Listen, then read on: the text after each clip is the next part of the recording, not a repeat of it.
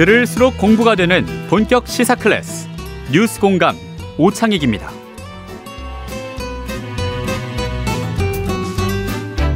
네, 오늘 처음 선보이는 순서입니다. 외신을 통해서 국제 이슈 살펴보기도 하고요. 대한민국이 외신에 어떻게 비춰지는가도 분석해 보려고 합니다. 국제 뉴스룸이라고 이름 붙였는데요. 오늘은 첫 시간인 만큼 두 분을 한꺼번에 모셨습니다. 함께해 주실 두 분, 문희정 국제정치평론가, 여러 번 나오신 분이니까 익숙하시겠죠? 어서 오십시오. 네, 안녕하세요. 네, 그리고 저희 처음 모셨는데 임상훈 인물결 연구소장님 오셨습니다. 어서 오십시오. 네, 안녕하십니까. 근데 제가 단체 이름을 정확히 발음하지 못해 죄송합니다. 네. 인물결이 아니고요. 인문결. 인문결. 네, 죄송합니다. 네. 근데 지금 속보로 계속 나오는 게 튀르키예에서 지진이 나서 뭐 아주 심각한 것 같은데요. 뭐 어떻게 되나, 뭐 7.8의 강진이다, 뭐 600여 명이 숨졌다, 더 돌아갈 것 같다, 이런 건데, 이런 기사 나오면 그 여러 가지 사진 자료도 같이 나오는데 보통 그 지진 피해에 의해서 피해를 당한 어린이들 모습이 나오거나, 또 우리 언론에 많이 소개되는 거 어린이가 이제 피 흘리고 있는 장면이나 이런 거, 이게 그게 얼마나 끔찍한 건지는 알 수 있는데, 그래도 약간 뭐랄까요, 그 고통 중에 있는 튀르키예 사람들 생각하면 그래도 조금 아쉽다 이런 생각도 드는데, 이게 제가 잘못 생각한 건가요? 우리 임 소장님은 어떻게 보세요?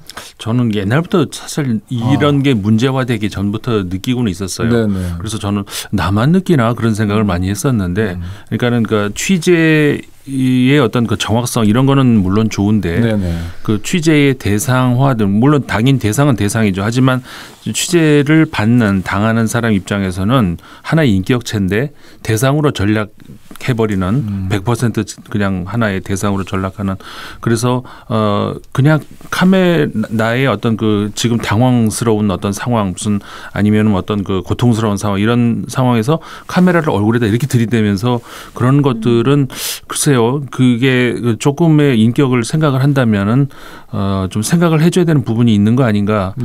사실 옛날부터 느꼈었는데 지금에 와서 좀 그 문제시 되고 하는 거 좀 다행스럽게 생각돼요. 이제라도 문제라고 여기는 건 다행이다. 우리 문평론가는 어떻게 보세요? 저는 그 예전에는 사실 저희가 이렇게 실시간으로 전 세계 상황을 모를 때까지만 해도 그저 그런 상황들이 적나라하게 보여지는 것 자체가 많은 사람들에게 경각심을 줄 수 있다. 그리고 어떤 의미에서 기록적 차원에서 그런 사진들이 굉장히 많이 찍혀졌잖아요. 그리고 그런 사진들의 상을 주기도 하고, 그리고 다시 그 사진을 전시함으로 인해 가지고 이때 이랬지 이런 기억을 떠올리곤 했는데, 지금은 시대 상황이 많이 달라졌고 매체 환경도 상당히 많이 달라졌잖아요. 사실 그래서 실시간으로 전 세계를 들여다볼 수 있는 상황이기 때문에 조금 더 그 부분이 더 민감해졌기 때문에 보도 사진에 대해서 다시 좀 재정립을 할 필요가 있지 않을까라는 고민을 최근 들어 참 많이 하게 되는 것 같아요. 두 분 말씀하셨던 게 지난번 해외 순방 중에 대통령 부인 김건희 여사가 찍었던 사진에 대해서도 논란이 있었던 것도 같은 맥락인 거죠. 그렇죠. 약자인데 대상화한다. 그렇죠. 네. 그리고 글쎄 뭐 이거는 논란이 뭐 있을 수는 있습니다만은 그 좀 더 이제 뭐 확인 과정이 필요할 수도 있겠습니다만은 있는 자체 그대로가 아니었던 그런 또 연출을 했다 그런 차원에서 의혹이 있기 때문에 그것도 또 다른 문제가 되는 것이죠. 그런데 뭐 큰 틀에서는 같은 문제로 봐야 되겠죠. 네, 알겠습니다. 오늘 저희가 준비한 소식이 많아서요. 일단 지금 주말 사이에 중국 정찰 풍선에 대해서 뭐 이게 갑자기 요란한 뉴스인데, 격추를 시켰다 해서 요란해진 겁니까? 아니면 풍선이라는 존재 자체가 주목할 만한 일단 일입니까? 그 2차 세계대전 때 진주만 공격을 미국이 당했었고, 2차 세계대전이 끝난 이후로 미국이 본토에 다른 외부 그 어떤 미확인 물체가, 그리고 허가가 받지 않은 물체가 이게 영공으로 들어가는 건 처음인 것 같아요. 네. 그러니까 이게 이제 그 풍선이라는 이제 표현을 씁니다만, 우리가 생각하는 그런 풍선을 생각하면 안 되고 어마어마하게 큰 물체인데, 미국에서 나온 표현대로 하면은 버스 3대의 크기다. 우리가 보통 길거리에서 보는 그런 버스의 세대 크기 크네요. 그럼. 그렇죠. 굉장히 크죠. 그러니까 지름이 60m, 70m 뭐 된다고 하는 거니까 우리가 생각하는 그런 풍선이 아니고 옛날 에드벌룬 같은 혹은 옛날 비행선이라고 있었잖아요. 근데 그런 것처럼 헬륨을 집어넣어서 공기보다 가볍게 해서 이제 띄워서 가는 그건데 이게 중국에서는 그 민간용 그 기상 관측용이다 이렇게 이제 주장을 하지만 그건 좀 믿기가 어려울 것 같고 중국에서 이제 그 알래스카 통해서 캐나다 통해서 이렇게 미국으로 건너 들어온 걸로 이렇게 그 추측이 되는데 특히 그 지역이 미국의 ICBM을 포함을 해서 그 핵 미사일이 보관돼 있는 그 공군기지가 있는 바로 그 지역이잖아요. 그러니까 좀 민감하게 미국이 이제 반응할 수밖에 없는 것이고 그 미국하고 지금 중국이 특히 이제 중국 입장에서 좀 관계 개선을 해야 되는 것 아닌가라고 하는 좀 절실한 상황인데 하필 이제 그때 이제 이런 일이 터져가지고 그렇기 때문에 중국이 뭐 의도적으로 지금 터뜨렸다고 보기는 좀 어려울 것 같고 왜냐하면 중국이 좀 그럴 입장은 아닌 것 같으니까. 그럼 다만 그러면 왜 이게 이렇게 됐을까? 그리고 격추 같은 경우는 당연히 미국 입장에서 그럴 수밖에 없었겠죠. 그리고 중국에서는 이제 격추 당한 것에 대해서 민감하게 반응을 하지만 거꾸로 미국의 어떤 그 비행체가 중국으로 넘어갔을 때 그거 중국 입장에서는 격추시키지 않았겠습니까? 그러니까 그거는 이제 뭐 그럴 수밖에 없었는데 지금 민주당에 대해서 그러니까 민주당 정부에 대해서 공화당이 공격을 하는 것은 왜 그걸 몰랐냐? 안보 무능이다 이런 그렇죠. 표현이군요. 일종의 우리식으로 하면 안보 무능 질타를 하는데 그러니까 현 정부 입장에서는 그 계속 일주일 이상 관찰을 하고 있었던 것 같아요. 그러니까는 그 알래스카 지나서 캐나다 지나서 오는 것을 계속 관측을 하고 있었고 다만 격추를 바로 못 시키는 것은 격추시키면 그 큰 물체가 이제 바로 그 미국 땅으로 떨어지니까 피해가 있을 수 있기 때문에 그러니까 영공이어도 영해냐 영토냐의 차이가 있었던 거고. 그래서 이제 영해 쪽으로 갔을 때 이 태평양 쪽으로 갔을 때 거기서 이제 그 추락을 시켜서 그리고 또 깊은 바다 가기 전에 14m 정도 그 깊이의 바다 그 위에서 터뜨려 가지고 이제 너무 심해가 되면 그 잔해 수거도 못하고 이런 뭐 나름대로는 그래도 계획적으로 했네요. 상당히 계획적으로 이제 한 것 같아요. 이게 이제 그 왜 그럼 갑자기 그 좋은 첨단 장비 놔두고 풍선을 띄우느냐는데 우리가 말이 풍선이라서 그렇지 첨단 장비입니다. 그게 사실은. 그리고 드론 같은 경우에는 그 굉장히 빠른 속도로 날아가 버리잖아요.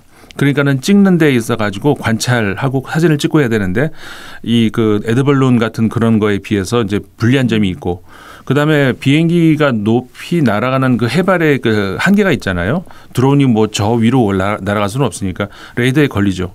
그런데 이제 이 에드벌룬 같은 경우 레이더에 안 걸리는 높이까지 날아갈 수 있기 때문에 여러 가지 이제 그리고 가격도 저렴하고 그런 이제 여러 가지 장점이 있기 때문에 이제 그랬을 것이다. 근데 이제 상호간에 그러니까 미국이 중국을 시험해 보려고 그러니까는 일부러 그 일주일을 기다렸다 뭐 이런 분석도 가능하고 이제 조사가 더 필요하겠습니다만 반대로 또 이런 주장도 있어요. 미국의 일부 전문가 같은 경우에는 반대로 중국이 미국을 시험해 보려고 그러니까 어디서 제일 먼저 발견할 것인가. 그러니까 레이더에 안 걸리는 고위에서 이제 있으면 당연히 모르겠죠. 그런데 어느 정도 내려왔을 때 미국이 과연 발견할까? 그다음에 얼마 만에 이들이 그거를 발표를 할까?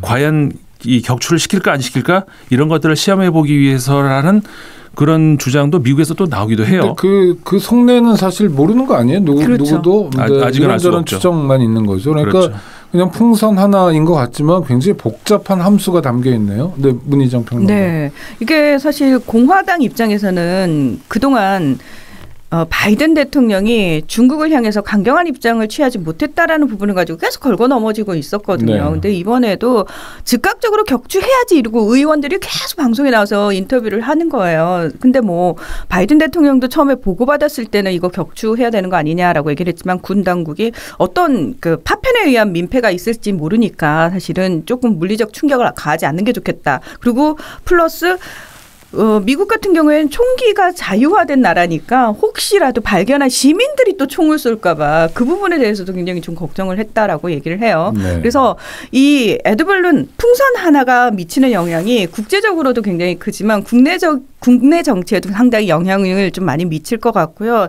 이제 토니 블링컨 미 국무부 장관이 원래는 5일 날 중국을 방문하려고 했었는데 취소했다면서요? 예, 요걸 네. 이제 어쩔 수 없이 이제 요것 때문에 갈 수가 없는 거죠. 갔다가는 공화당으로부터 완전히 정말 공격을 받을 거거든요. 이렇게 우리 상공이 뚫렸는데도 간단 말이야. 도대체 중국한테 뭘 퍼주려고 하는 상황이 되기 때문에 갈 수가 없고요.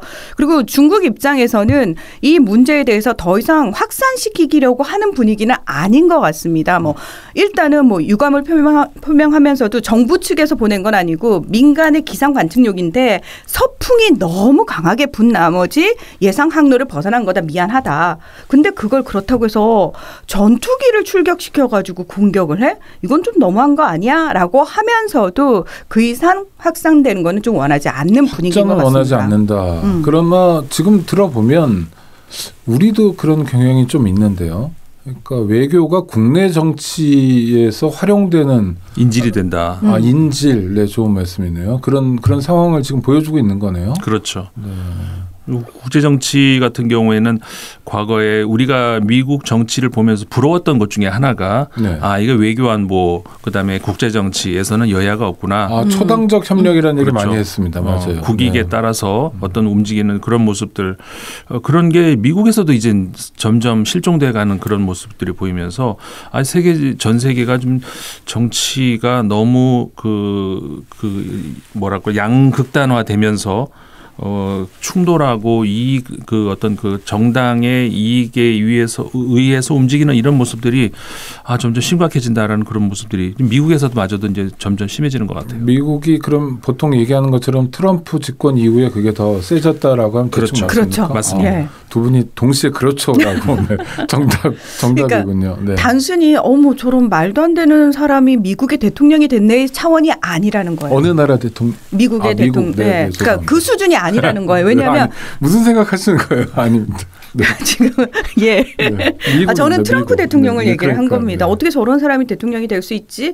뭐 그냥 그래서 얼른 바뀌었구나의 차원이 아니라 그 한 사람이 4년간 미국의 대통령으로 있으면서 정말 너무나 많은 것들에 영향을 미쳤고 그 영향이 사실은 언제 복구될지 알 수가 없다라는 거예요. 물론 제가 늘 말합니다만 차별과 혐오를 공식화시켰잖아요. 네. 트럼프 대통령이. 네. 근데 그로 인해서 지금 말씀하신 정말 외교에 있어서는 그래도 미국이 초당적으로 대응하던 모습 마저도 이제는 실종이 되는 거죠. 예, 철저하게. 미국 사회도 양극화랄까 이런 게 좀 심해지는 거네요. 그렇죠. 네. 미중 갈등이 심해지면 우리 같은 경우에 우리가 뭐 새우는 아니라고 하지만 한국의 입장도 좀 답답해지는 거 아닌가 싶은데 어떻게 보세요? 이 문제가 이제 어떤 방향으로 이제 풀릴지는 좀 지켜봐야 되겠습니다만은 우리가 원래 가운데에서 이렇게 또 중립적인 어떤 그리고 양쪽을 같이 이렇게 잘 조합하는 이런 정치를 못하는 민족은 아닌 걸로 알고 있는데 네네. 역사적으로 보면 그런데 이 현대에 와서 현대사에 들어와서 너무 그런 게 안 보이는 그런 게 그러니까 지금 미국과 중국 사이에서 어떤 교묘한 자국의 이익을 위해서 이렇게 모든 것들을 이렇게 현안을 집중하고 이런 모습들은 그런 외교의 수완 이런 것들 보여준 나라가 많거든요. 네. 지금 인도도 그렇고 인도가 물론 작은 나라가 아니고 이제 굉장히 큰 나라지만 인도 같은 경우도 사실은 중국하고 굉장히 사이가 안 좋고 미국하고는 오히려 사이가 좋고 그럼 미국이 오죽하면은 인도 태평양 전략에서 인도와 호주, 일본 끼워서 이렇게 그런 전략까지 세우고 그랬는데 그러면 당연히 우리나라식 정치 문법으로 하면은 그러면 중국하고는 대화하면 안 되는 거잖아요. 그렇죠. 한미일 안보 동맹 이런 그렇죠. 그럼 완전히 무슨 물샐 틈 없는 동맹 이렇게 나와야 되는데 인도는 안 그런단 말이죠. 적당한 거리를 유지하면서 실리적으로 챙길 걸 다 챙겨요.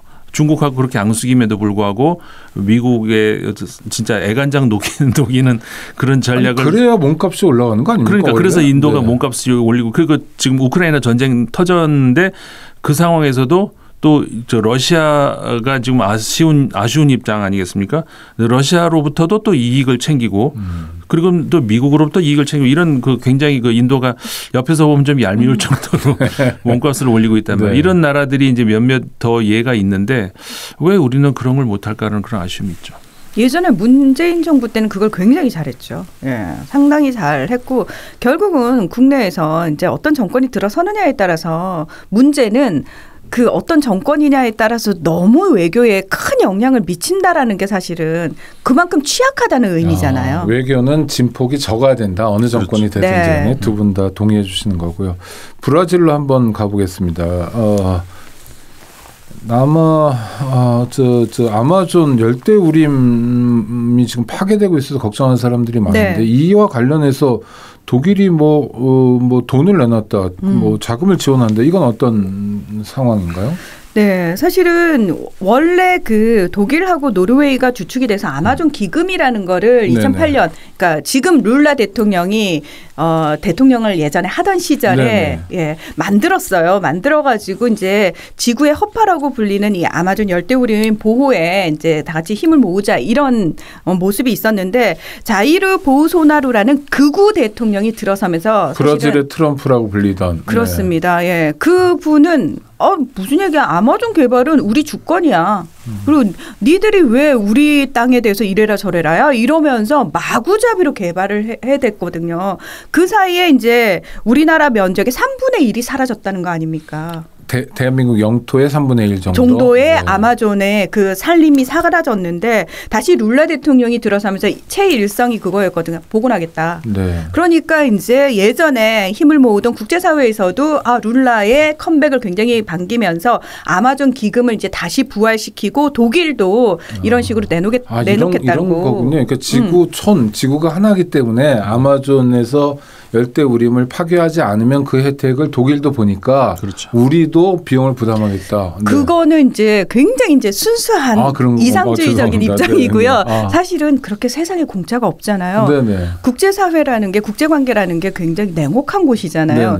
절대로 얻을 게 없는데 그런 짓을 안 하죠. 이건 뭐냐면은 결국은 아마존 기금을 내는 방식으로 온실가스 의무를 대신하는 일명 탄소 배출권 거래와 관련된 문제입니다. 우리가 기부하면 세금 빼주는. 그렇죠. 예. 그렇게라도 돈을 내는 게 그렇게라도. 그래도 낫다는 생각이 드는데요. 우리나라 산림청도 하고 있어요. 예, 2012년 인도네시아를 시작으로 2021년 현재 메콩 지역의 캄보디아, 미얀마, 라오스 이 세 개국에서 우리도 탄소 배출권을 거래하기 위해서 이런 투자를 하고 있습니다. 예. 그러니까 개발이 많이 된 나라들, 개발을 많이 한 나라들이 지구 공동체 일원으로서 자기 역할을 좀 한다 이런 거 뭐 아주 박수칠 일은 아니고 이런 국제 협력은 앞으로 좀 늘어나겠네요. 굉장히 많죠. 예, 사실은. 브라질은 룰라 집권 이후에 좀 바뀌고 있습니까? 어떻습니까? 국제사회의 관심을 아무래도 또 그러니까 뭐 보우소나루 대통령 같은 경우에 아까도 소개를 그렇게 하셨잖아요. 미국의 브라질의 트럼프다. 사실 그 트럼프 대통령이 본인이 스스로 그랬으니까. 그러니까 미국의 옛날에 그 전통적인 외교의 두 축을 보면은 개입주의와 고립주의. 남의 나라 참견하느냐 아니면 그냥 혼자. 저희 고등학교 때 멀로주의 이런 말을 배웠던 것 같습니다. 그렇죠. 근데 이제 트럼프 대통령이 오랜만에 그 미국 외교 전략 그 사이에서 오랜만에 고립주의로 다시 돌아간다는 크게 보면 그거 아니었습니까? 보우소나루도 대통령 똑같은 거였죠. 그러니까는 국제사회에서 브라질이 무슨 욕을 먹든 뭐를 하든 그건 난 알 바 아니고 우리 챙길 걸 챙기고 그러니까는 그 국제사회에서 아마존 그거 건드리면 안 돼 큰일 나 하는데도 그건 됐고 이건 우리 땅인데 네가 뭐라고 해 뭐 이런 입장이었는데 그렇기 때문에 국제사회에서 아무래도 보우소나루 전 대통령 같은 경우에는 좀 그 입지가 약했죠. 뭐 정치적인 지형을 떠나서 시간은 별로 없지만 궁금한 게 있어서요. 외신에서 해마다 세계 여러 나라의 민주주의 지수를 발표하고 있는데 최근 대한민국은 뭐 주목할 만한 변화가 있었다면서요? 좀 하락했죠? 하락이요. 이게 이제 그 이코노미스트 인텔리전스 유닛이라고 하는 그러니까 이코노미스트 영국 매체죠. 영국 매체 있잖아요. 거기서 그 산하에 있는 그 기구예요. 여기서 이제 매년 발표를 하는데 올해 게 이제 발표가 됐어요. 그런데 이제 전년보다 지난해보다 좀 순위가 좀 떨어졌습니다. 그러니까 그 전 세계의 그 뭐 대부분의 국가들을 대상으로 해서 조사를 하는데 10점 만점에서 8점 이상을 받으면은 완전한 민주주의 국가로 평가가 네. 되고 그렇지 못하면 결함 있는 민주주의 국가 등등에서 이렇게 그룹으로 그러니까 순위도 쭉 매겨지지만 그 순위를 그룹으로 묶어서 이렇게 하는데 우리나라 같은 경우는 과거에는 물론 이제 민주주의 국가가 아닌 어떤 취급이었다가 결함 있는 민주주의 국가였다가 2020년에 그 완전한 민주주의 국가로 앞서 말씀하신 8점 넘는 네. 국가가 됐는데요. 그렇죠. 근데 지금 떨어졌습니까? 지금도 이제 완전한 민주주의 국가로는 남아 있습니다만은 순위가 네. 이제 많이 떨어졌어요. 지난해에 비해서. 이게 지난해에 비해서라는 게 2022년이 2021년에 비해서라는 거죠. 그렇죠. 그렇죠. 이제 올해는 아직 2022년은 문재인 정부와 윤석열 정부가 이렇게 나눠져 있었으니까 그렇죠. 이게 이제 뭐 누구 잘못이다 하기는 좀 애매합니다만은 네네. 근데 이제 그 뭐 여러 가지 항목이 있지 않겠습니까? 근데 이제 뭐 선거 과정, 다원주의 이런 것들에는 괜찮아요. 점수가 뭐 정부 기능 이런 것들 그럭저럭. 그런데 이제 어디서 점수가 많이 깎였냐면은 정치 문화. 뭐 많은 분들이 짐작하실 수 있을 것 같아요.